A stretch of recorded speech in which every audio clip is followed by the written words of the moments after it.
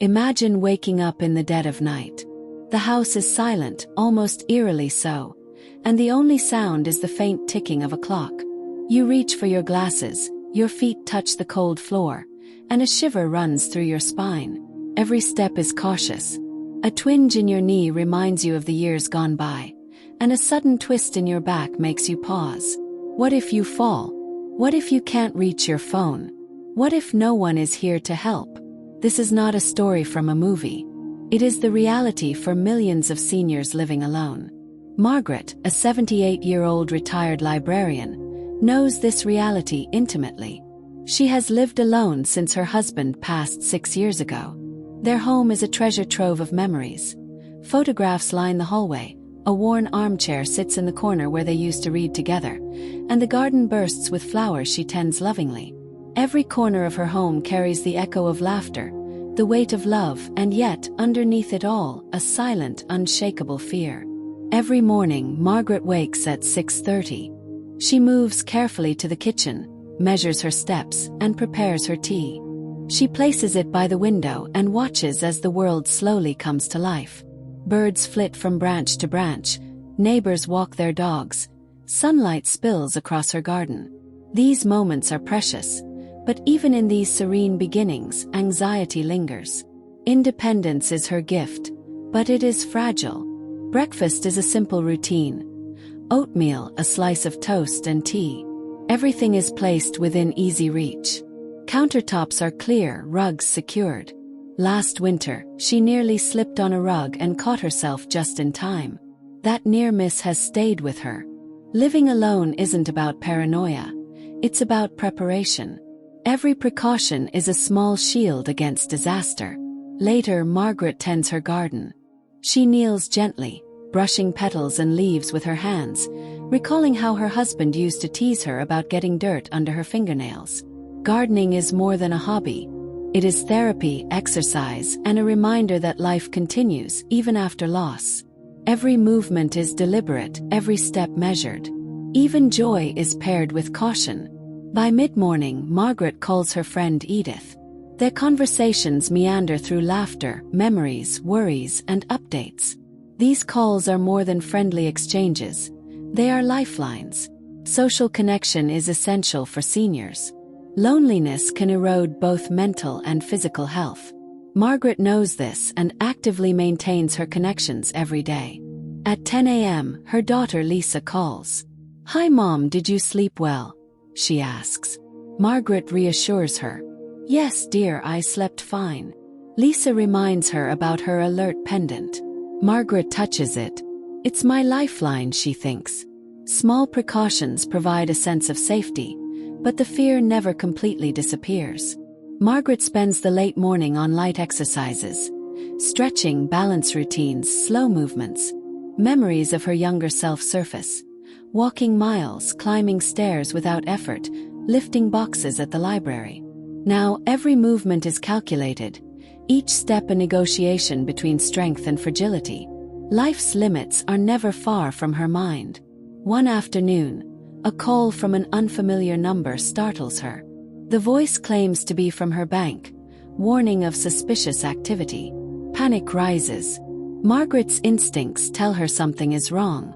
She hangs up and calls Lisa. Relief floods her when Lisa confirms it was a scam. Living alone requires vigilance in every aspect of life, not just physically. One wrong decision can have devastating consequences. Afternoon sunlight fills her living room as Margaret prepares a light meal. Ingredients pre-measured, utensils within reach. She moves slowly, humming softly, reinforcing calm and focus. Every deliberate action is a choice to preserve independence while minimizing risk. Even routine tasks are carefully managed. Evenings are quiet and reflective. Margaret sets the table for one but calls Lisa on video. They share the meal, laugh, and for a moment the house feels full. Connection transforms isolation into engagement.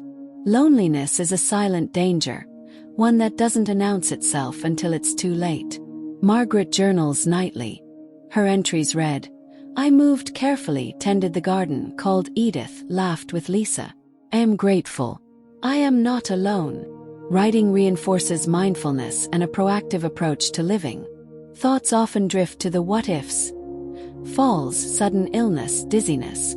Fear is real, but Margaret channels it into careful action. Pendant on, phone charged, home organized.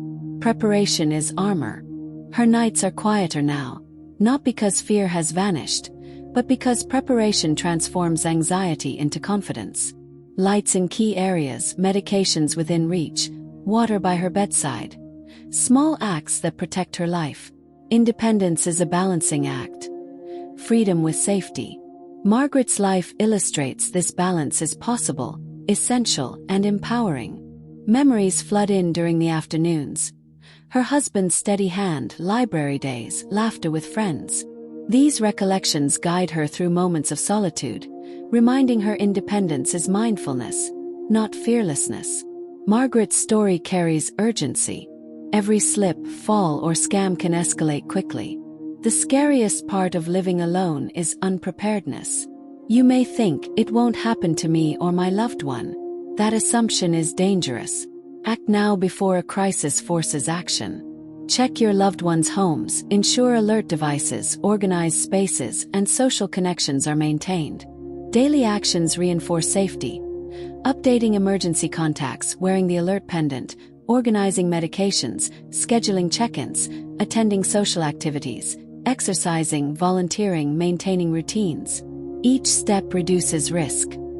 Each connection strengthens resilience.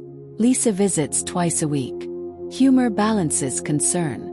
"Mom, you're over-watering the tulips again," she teases. Margaret laughs softly. Humor is medicine, shielding against fear. Her alert pendant is a lifeline, more than a device. It symbolizes agency, empowerment, and readiness. One fall without it could be catastrophic. Take this as a wake-up call. Don't wait for a crisis to teach you lessons. Evening reflection brings gratitude. Tea in hand, garden bathed in moonlight. Margaret feels thankful for routines, technology, and people who care. Fear is present but manageable. Vulnerability transforms into independence. Her journal reads, "I am cautious but not fearful, independent but connected. Every step is a choice. Every precaution is love, for myself and those who care. I'm seen. I am safe." Margaret's life is a mirror for countless seniors. Independence requires awareness, preparation, and connection. The scariest thing about living alone is unpreparedness. Don't wait until it's too late. Don't assume your loved ones are safe until measures are in place. Check on loved ones today. Ensure alert devices, organized homes, social contact, and emergency plans. Share this video. Like it. Comment your experiences. Subscribe for more life-saving advice. Every second counts. Every precaution matters. Now, Margaret's story continues into the night. She sits by the window, watching the moonlight spill across her garden. Fear is present but manageable. Vulnerability has transformed into preparation, and isolation has become structured connection. She reflects on her life, the choices she has made, and the lessons she has learned. Her journal reads, "I am cautious but not fearful, independent but connected. Every step is a choice. Every precaution is love, for myself and those who care. I am safe." Have you felt that silent fear living alone? Comment below. Do you have an emergency plan for yourself or loved ones? Make one today. Check on loved ones now. Don't wait for a crisis. Share this video with someone who lives alone. You could save a life. Margaret's story demonstrates that living alone does not mean vulnerability. It can mean independence, dignity, and fulfillment, when paired with preparation, vigilance, and connection. Her life is a roadmap for seniors. Thriving, not merely surviving. Every day, Margaret schedules calls, maintains routines, practices safety, and engages with her community. Vulnerability becomes empowered independence. Solitude becomes structured engagement.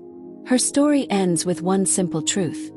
Fear can be managed, isolation mitigated, and independence preserved. Like, comment, share, subscribe. Now, check your home, loved ones, and routines. Preparation saves lives. Every moment counts,